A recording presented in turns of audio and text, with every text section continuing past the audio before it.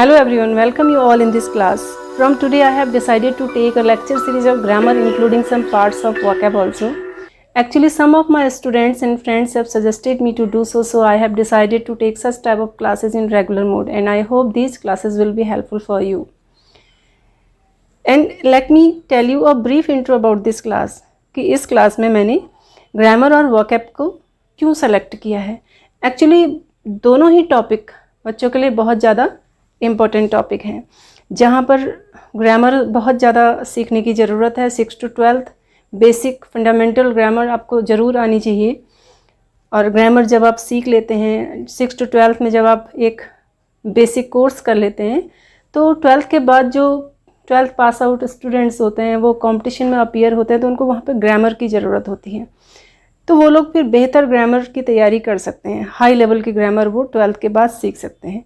या फिर इसी क्लास में हम लोग कोशिश करेंगे कि आपको कंपटीशन लेवल की ग्रामर कुछ और रिसोर्सफुल पर्सन के थ्रू हम लोग दिलवाएं.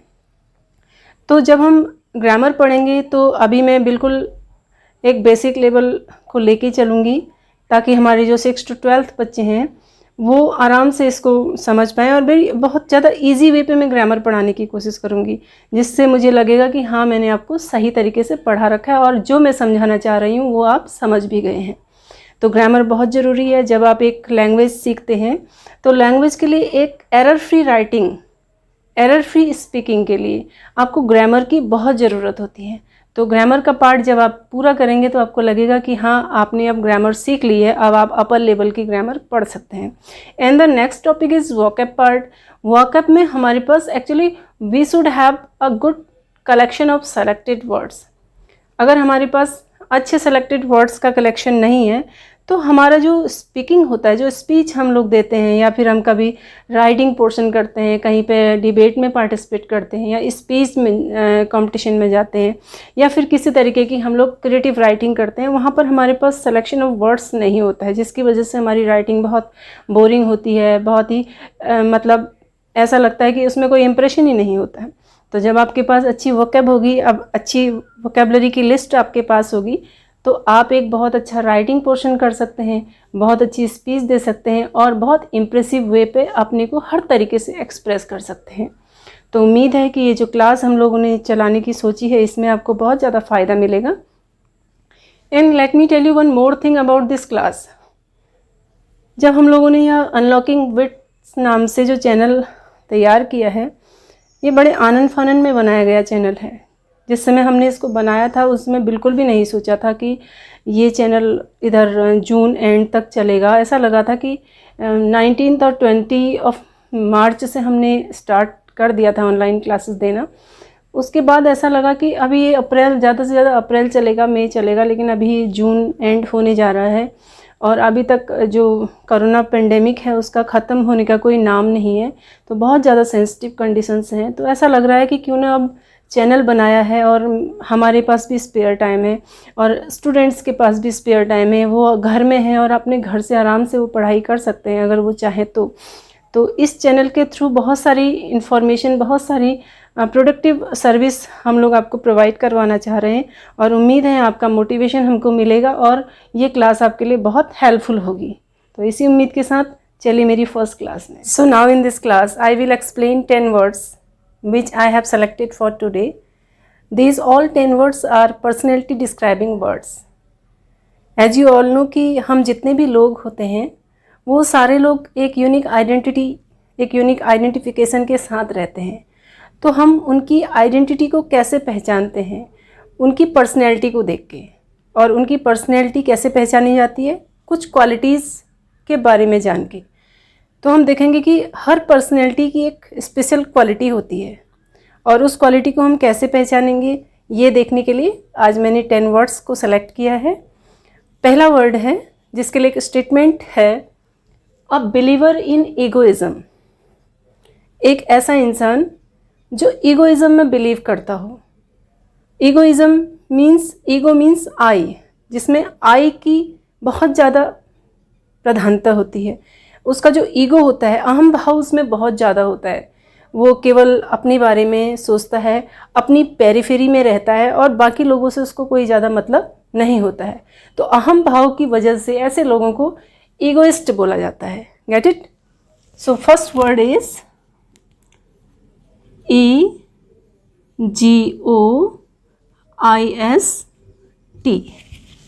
तो जो ईगोइज्म में बिलीव करता हो ऐसा पर्सन क्या कहलाता है? Egoist. The second statement is height of conceit. Conceit means घमंड। जिन लोगों में घमंड बहुत ज़्यादा होता है, ये लोग अपने बारे में सोचते हैं और अपने को बाकी लोगों से बहुत ज़्यादा सुपीरियर समझते हैं। इनको ऐसा लगता है कि हर फील्ड में ये लोग बाकी लोगों से बेहतर हैं, बाकी लोग इनको कम लगते हैं और ख़ुद को सुपीरियर प्रूफ करने के लिए कुछ भी कर सकते हैं। तो जो ऐसे लोग होते हैं, ऐसे लोगों को इंग्लिश में बोला जाता है ईगोटिस्ट। EGOTIST। तो आप यहाँ देखेंगे ईगोइस्ट और ईगोटिस्ट, ये दोनों वर्ड लगभग सेम हैं और ये दोनों ही वर्ड सेम पर्सनैलिटी को डिस्क्राइब करते हैं, बस थोड़ा सा अंतर है स्पेलिंग का। यहाँ पर EGOIST है और सेकेंड वन EGOTIST। ईगोटिस्ट में जो इंसान होता है वो बहुत ज़्यादा घमंडी होता है और बहुत ज़्यादा उसको प्राउड होता है अपनी चीज़ों को लेके, चाहे वो एजुकेशन हो, चाहे उसकी वो धन दौलत हो, किसी भी चीज़ को लेके उसको बहुत ज़्यादा प्राउड होता है। And the third one is one who helps others. ऐसा इंसान जो दूसरों की मदद करता है। जो लोग दूसरों की मदद करते हैं ऐसे लोग क्या कहलाते हैं? ऐसे लोग परोपकारी कहलाते हैं। They feel happy, they feel pleasure to help others. तो ऐसे लोगों को दूसरे की मदद करने में बहुत अच्छा लगता है। तो ऐसे लोग इंग्लिश में क्या कहलाते हैं? अल्टूरिस्ट। ALTRUIST।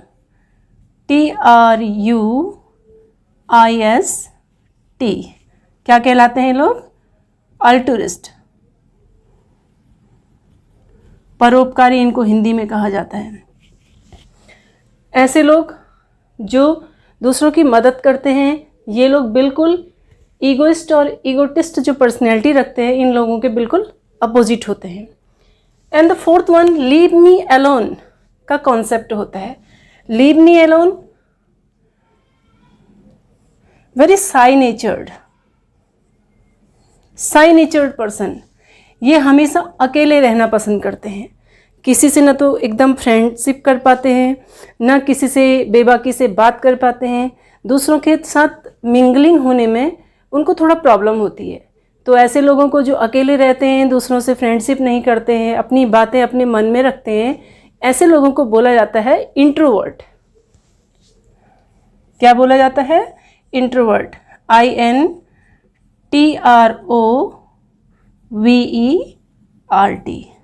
इंट्रोवर्ट। और हिंदी में इनको बोलते हैं अंतर्मुखी। बहुत इंट्रोवर्ट नेचर होता है किसी का।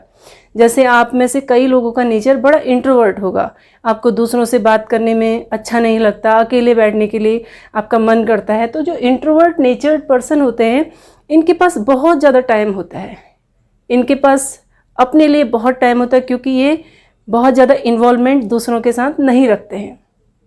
कई बार जो इंट्रोवर्ट पर्सनैलिटीज़ होती हैं, कई बार इनको अपनी इंट्रोवर्ट होने का बहुत ज़्यादा फ़ायदा मिलता है, तो कई बार इसका उनको नुकसान भी मिलता है, क्योंकि वो अपनी बातें समय पर कह नहीं पाते। And the next one is let do it together. ऐसा कॉन्सेप्ट रखते हैं और वेरी फ्रेंडली होते हैं। कैसे होते हैं ये लोग? फ्रेंडली। जहाँ ये लोग साई होते हैं इंट्रोवर्ट, वहीं पर ऐसे लोग फ्रेंडली होते हैं, जो दूसरों से बहुत ज़्यादा जल्दी फ्रेंडशिप कर लेते हैं, दूसरों के साथ जल्दी बातें करते हैं, किसी भी चीज़ के लिए इनिशिएटिव बहुत जल्दी लेते हैं। और ऐसे लोगों को दूसरों के साथ रहना, दूसरों के साथ बातें करना बहुत अच्छा लगता है। बहुत ज़्यादा आउट स्पोकन होते हैं, स्ट्रेट फॉरवर्ड होते हैं, अपनी बातें कभी भी बोलने से डरते नहीं, बहुत बेबाक तरीके से अपनी बातें करते हैं।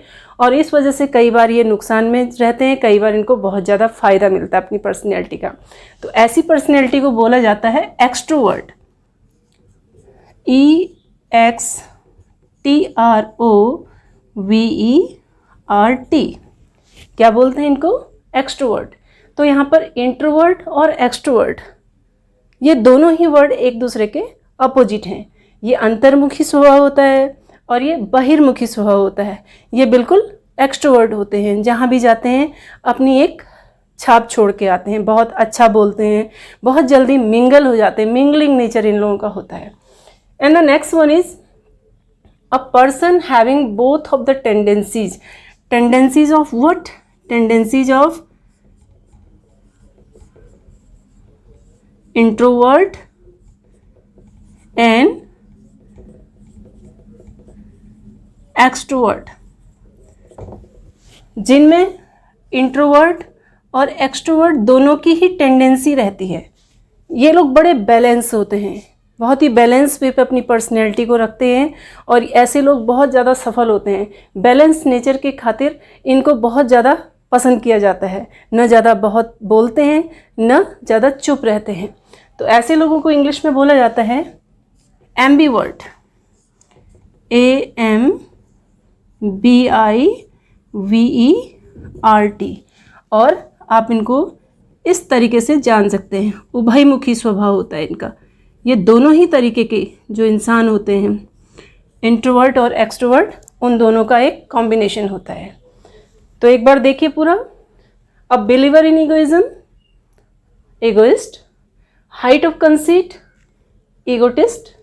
One who helps others, altruist. Leave me alone, a very shy natured person, introvert. Let's do it together, and very friendly natured person, extrovert. A person having both of the tendencies of introvert and extrovert, ambivert. So आप बताइए इनमें से कि आपकी जो personality है वो कौन सी पर्सनैलिटी है, या आपको इनमें से कौन सी पर्सनैलिटी सबसे अच्छी लगती है? Egoist, egotist, altruist and introvert, extrovert, ambivert. So देखते हैं नेक्स्ट पर्सनैलिटी कौन सी है। The next statement for next personality is here, people are no damn good. लोग अच्छे नहीं हैं, लोगों को अच्छा नहीं मानते हैं ऐसे लोग। और समवन हु डिसलाइक्स पीपल, ऐसा इंसान जो लोगों से नफरत करता हो और मनुष्य होने के बाद मनुष्य को नापसंद करता हो। तो ऐसे लोग कौन होते हैं जो मनुष्य होने के बावजूद अपने जैसे ही लोगों को नफरत करते हैं, अपने जैसे लोगों को नुकसान पहुंचाते हैं? तो ऐसे लोगों को बोलते हैं मिसैंथ्रोप। क्या बोला जाता है इनको? मिसैंथ्रोप। MISANTHROPE।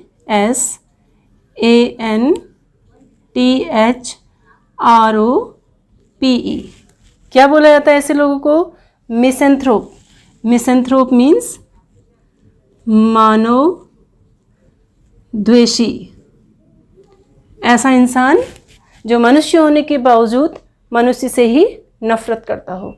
एंड मिसैंथ्रोप का जो अपोजिट होता है वो होता है फिलैंथ्रोपिस्ट एंड ह्यूमैनिटेरियन, जो मानव प्रेमी होते हैं, जो मनुष्य को प्रेम करते हैं। और ये जो मिसैंथ्रोप होते हैं, ये मिसैंथ्रोप हमेशा मन, वचन, कर्म से किसी न किसी तरीके से दूसरे लोगों को नुकसान पहुंचाते हैं, दूसरे लोगों को दर्द देते हैं, और दूसरों को दर्द देने में इनको बहुत अच्छा लगता है। तो ऐसे लोग को कहा जाता है मिसैंथ्रोप। क्या आपने कभी कोई मिसैंथ्रोप देखे हैं? पर्सन हु हेट्स वुमेन, ऐसा इंसान जिसको महिलाओं से नफरत होती है। वुमेन हेटर, जो महिलाओं के लिए अच्छी बातें लिख नहीं सकता, महिलाओं के लिए अच्छी बातें बोल नहीं सकता और महिलाओं के बारे में बुरा सोचता है, बुरा करता है। तो ऐसे इंसान को बोला जाता है misogynist. Get it? Misogynist, MISOGYNIST।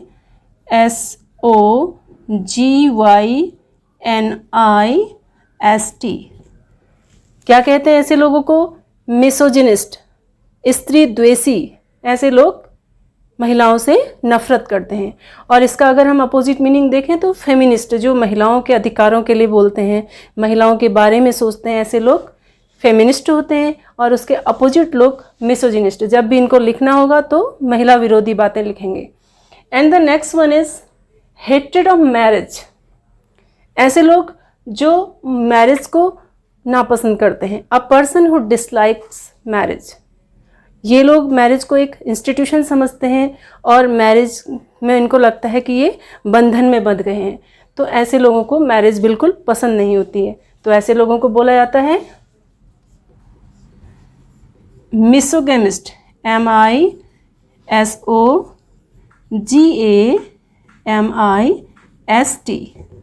What do they call? Misogamist.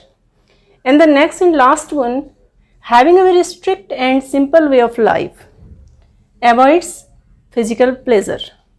ऐसे लोग बहुत सिंपल वे ऑफ लाइफ जीते हैं लेकिन बहुत स्ट्रिक्ट लाइफ जीते हैं, और जितने भी फिजिकल प्लेजर हैं, चाहे वो खान पान का हो, चाहे वो रहन सहन का हो, उसको अवॉइड करते हैं। तो ऐसे लोग बहुत साधु सन्यासियों की तरह रहते हैं। क्या कहलाते हैं ऐसे लोग?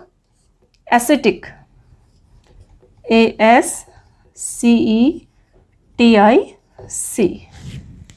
Now all the 10 words I have explained here, which are personality describing words. तो आपका काम ये है कि जितने भी 10 मैंने पर्सनैलिटी डिस्क्राइबिंग वर्ड्स को एक्सप्लेन किया है, इसको एक बार आप समझिए कि ये वर्ड्स कैसे बने गए हैं। उसके बाद हम इनको रूट वर्ड में 1 बाय 1 करेंगे। आज केवल एक इंट्रो पार्ट था, मैंने 10 ले लिए हैं, फिर हम 1 बाय 1 इनको रूट वर्ड के थ्रू करेंगे तो आपको ज़्यादा समझ में आएगा।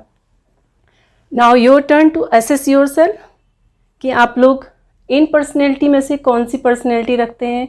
1 to 10, सबसे पहले egoist, then egotist, then altruist, then misanthrope, then ambivert, feminist, misogynist, misogamist, ascetic. आपको कौन सी पर्सनैलिटी अपने आप में सूट करती है? आपको कौन सी पर्सनैलिटी लगती है कि आपकी है? आपके पेरेंट्स की पर्सनैलिटी कैसी है? आपके फ्रेंड्स जिनके साथ आप रहते हैं उनकी पर्सनैलिटी कैसी है? ये आप असेस कीजिए। And it's all for this part today. See you till then, take